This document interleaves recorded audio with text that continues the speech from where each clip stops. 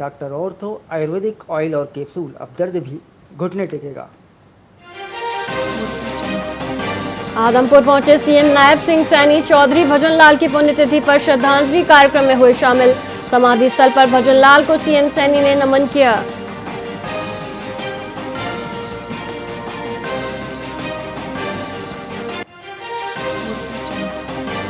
हरियाणा कांग्रेस में कार्यक्रमों पर पीसीसी की मंजूरी अनिवार्य, धरना प्रदर्शन से पहले लेनी होगी पार्टी अनुमति।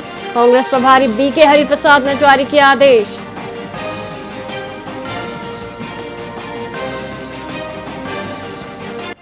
हरियाणा कांग्रेस प्रभारी के नए लेटर का विरोध, हुड्डा गुट के 2 विधायक नाराज। पीसीसी अनुमति नियम से हरियाणा कांग्रेस में हलचल।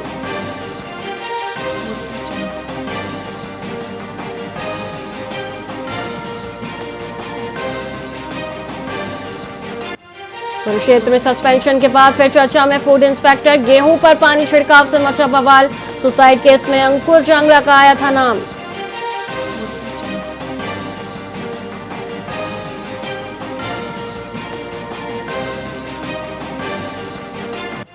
करनाल के जिला परिषद भवन निर्माण में मिली गंभीर खामियां, पिलरों से उखड़ा सीमेंट, सरिये आए नजर। 34 करोड़ के भवन में गुणवत्ता पर उठे सवाल।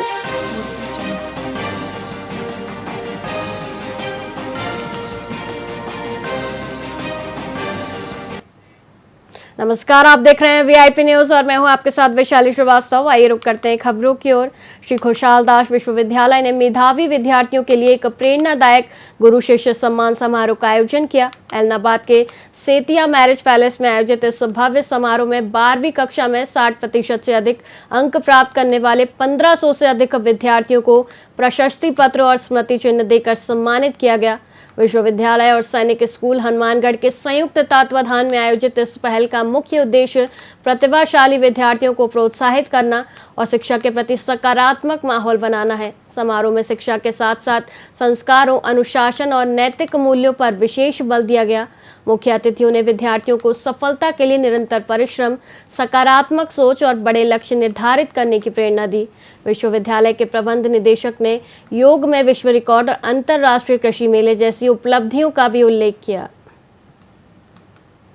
के फंक्शन में बहुत अच्छा लगा, बहुत अच्छा। और सभी को अवार्ड्स मिल रहे हैं, मतलब जिनके 60% से ऊपर आए हैं उनको भी मिल रहे हैं। मतलब हमेशा ये होता है कि 90% से ऊपर वाले को अवार्ड्स मिल रहे हैं और जो 60% से ऊपर वाले हैं वो उससे होते हैं, उनको भी मिल रहे हैं। अच्छा लग रहा है। डबवाली में एक किसान के मकान की कुर्की के विरोध में आज एक बड़ी किसान महापंचायत का आयोजन किया गया, जिसमें हरियाणा, पंजाब और राजस्थान के किसान संगठनों ने हिस्सा लिया। किसानों ने बैंक ऋण और कुर्की की कार्रवाई के नाम पर परेशान करने का आरोप लगाया। पूर्व विधायक बलवान पुनिया ने किसानों पर दर्ज मुकदमे वापस लेने और ऋण वसूली की कठोर कार्रवाई पर रोक लगाने की मांग की। उन्होंने चेतावनी दी कि यदि मांगों पर सकारात्मक निर्णय नहीं लिया गया तो 18 जून को एक और बड़ी महापंचायत आयोजित की जाएगी, जिसमें आंदोलन की रणनीति तय होगी। किसान नेता मंगेश चौधरी ने डीएसपी को ज्ञापन सौंपकर जल्द कार्रवाई की मांग की।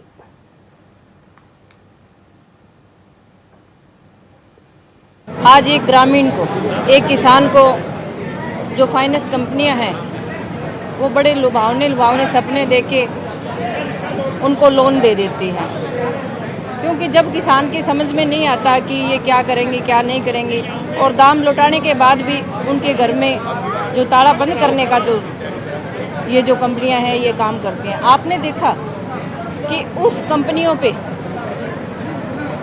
काबू ना पाना और जिस कंपनी के लिए आज जो मंगेश भाई है इसने आवाज़ उठाई है और किसान साथी भी हर जत्थाबंदी यहाँ पे पहुँची है, उनके खिलाफ प्रशासन का पर्चा करना बड़ी शर्म की बात है। खास करके जो सरपैसी एक्ट में कार्रवाई करी गई है कि वो किसान तो था राजस्थान का, उसका मकान था हरियाणा के डब्बावाड़ी में और उन्होंने मकान कुड़क कर दिया था। उसके एक कुड़की के खिलाफ किसान इकट्ठे हुए और उसकी कुड़की को तोड़ दिया था। या मुकदमा दर्ज हुआ, मुकदमे के खिलाफ दूसरी बात सरपैसी एक्ट को ख़त्म किया जाए, जिससे लोगों में कंपनियों की लूट बढ़ी है, किसानों की ज़मीनों को और घरों को कंपनियां तेज़ी से लूट रही हैं। पहले वो झांसा देती हैं, पहले वो सस्ते ब्याज की आसान ब्याज दरों पर वो ऋण देने की बात करते हैं, उसके बाद वो ब्याज दर बहुत भारी लगाते हैं। क्योंकि महापंचायत का मुख्य मसला ये था कि हरियाणा के अंदर सरकार का चुनावी घोषणा पत्र था कि हम किसी भी किसान के मकान को कुड़क नहीं करेगा। चुनावी घोषणा पत्र के बावजूद भी हमने 20 ऐसे मकानों की शिकायत आई है जिनके अंदर ताले लगा करके किसानों को बेघर करने का काम हरियाणा की नायब सरकार ने किया है। अब उस दौरान हमने जब उनके ताले तोड़ दिए, वापस जब किसानों को घर बैठा दिया, तो किसान नेताओं के ऊपर FIR दर्ज करके हरियाणा की सरकार ने डराने का प्रयास किया। तो हमारी ये 3 मूल मांग थी कि एक तो सरफेसी एक्ट जो है, जो किसानों के मकान और ज़मीन को जो छीनने वाला एक्ट है, उस एक्ट को ख़त्म किया जाए हरियाणा में।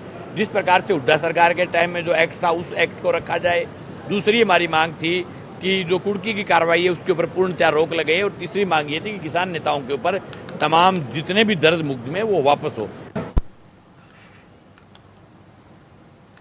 पानीपत में एंटी करप्शन ब्यूरो की टीम ने एक बड़ी कार्रवाई करते हुए पशु चिकित्सक VLD अशोक कुमार को 5,000 रुपए की रिश्वत लेते रंगे हाथों गिरफ्तार किया है। यह गिरफ्तारी पशु लोन पास करवाने की एवज में हुई है। शिकायतकर्ता के अनुसार आरोपी चिकित्सक ने लोन पास करने के लिए 7500 रुपए की मांग की थी। फिलहाल आरोपी डॉक्टर बड़ौली गाँव में तैनात था। गाँव के ही एक व्यक्ति ने ACB को इस संबंध में शिकायत दी थी, जिसके बाद यह जाल बिछाकर आरोपी को पकड़ा गया। यह कार्रवाई भ्रष्टाचार के खिलाफ एक महत्वपूर्ण कदम है।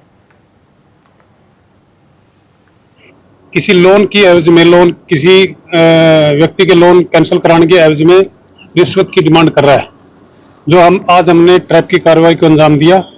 ड्यूटी मजिस्ट्रेट छायागुआ नियुक्त कराए गए, जो हमने Shri Ashwinder Singh Chawla DGP state vigilance and ACB anti corruption bureau के मार्गदर्शन में जीरो टॉलरेंस की नीति को अपनाते हुए उनके आदेशानुसार श्रीमती ममता खरब IPS SP विजिलेंस करनाल के मार्गदर्शन में रेड की कार्रवाई को अंजाम दिया और अशोक कुमार VLDA पशु औषधालय बड़ौली को 5,000 रुपए की रिश्वत लेते हुए रंगे हाथों गिरफ्तार किया है।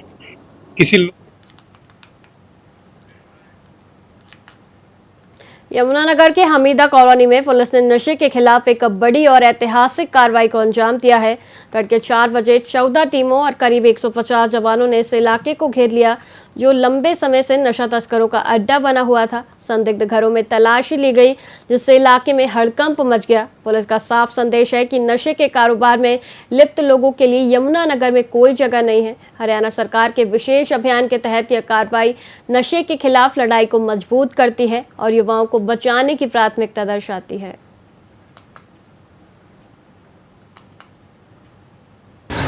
जैसा कि आप सबको पता ही है कि हमारी हरियाणा सरकार भी जो नशे का कारोबार काफ़ी बढ़ता जा रहा है, जिससे कि हमारा जो यूथ है उससे बहुत प्रभावित है, जिसके कारण उनके परिवार, फैमिली वगैरह सभी को ये भुगतना पड़ता है। तो इसके रिगार्डिंग ऑपरेशन मैदान 2 चलाया जा रहा है। तो आज हमने अपनी 14 टीमें तैयार की, लगभग हमारे 150 के करीब मुलाजिम थे।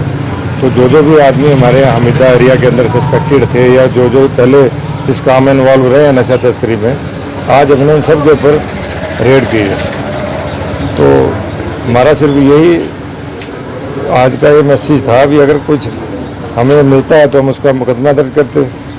अगर जो भी आदमी इसमें इन्वॉल्व है और आगे इन फ्यूचर इसमें इन्वॉल्व रहता है तो हमारा उनको क्लियर मैसेज है कि या तो एरिया छोड़ के चले जाएं, नहीं तो उनको बख्शा नहीं जाएगा। सुबह कितने बजे रेड की थी और कुछ मिला कुछ? सुबह हमने लगभग 4:30 बजे यहाँ रेड की थी। अभी तक कुछ मिला तो नहीं है, क्योंकि जब रेड होती है तो अंदर से लोग होते हैं, सब अवेयर हो जाते हैं। कितनी टीमें थी और कितने पुलिसकर्मी थे सर? हमारी 14 टीमें थी और लगभग 150 पुलिसकर्मी। कुछ हासिल हुआ है सर? नहीं, कुछ मिला तो नहीं है, पर हमें इससे कम पब्लिक को भी एक ये तो हौसला होता है ना भी हाँ पुलिस हमारे साथ खड़ी है। हम इसमें पहले भी अपने अभियान चलाते तो रहे हैं, पर आज हमने इसमें लार्ज स्केल पे अभियान चलाया। हमीदा सर सबसे ज़्यादा सेंसिटिव एरिया माना जाता है नशा तस्करी को लेकर, तो जितने भी तस्कर हैं या कोई और भी ऐसा नशे में जुड़े लोग, उनको क्या कुछ चेतावनी है यमुनानगर? नहीं, ऐसा तो कोई आदमी है नहीं जिसका हमने पकड़ के मुकदमा दर्ज नहीं किया हो। जो हमें मिला है सबके मुकदमे दर्ज होते हैं, समय समय पर चेकिंग होती रहती है, पर आज हमने लार्ज स्केल पे किया। तो ये वार्निंग है ताकि आगे और भी ऐसी तस्करी ना हो, रोका जाएगा इसको? हाँ बिल्कुल रोका जाएगा, ये चलता रहेगा आगे भी आना से। Thank you. हरियाणा के मंडी डबवाली के गांव रिसालिया खेड़ा में एक परिवार पिछले 17 सालों से 33 केवी हाई टेंशन तारों के नीचे रहने को मजबूर है। साल 2007 में बिछाई गई बिजली की लाइन का एक खंभा सीधे परिवार के घर की छत के बीचों बीच से गुजर रहा है, जिससे हर पल हादसे का खतरा बना रहता है। पीड़ित मांगेराम पिछले 5 सालों से बिजली विभाग के चक्कर काट रहे हैं, लेकिन उनकी सुनवाई नहीं हो रही। बरसात और आंधी के मौसम में डर और भी बढ़ जाता है, क्योंकि अतीत में तेज आंधी से तार टूटने की घटनाएं भी हो चुकी हैं। ग्रामीणों का कहना है कि यह स्थिति जानलेवा है और विभाग को तत्काल कार्रवाई करनी चाहिए।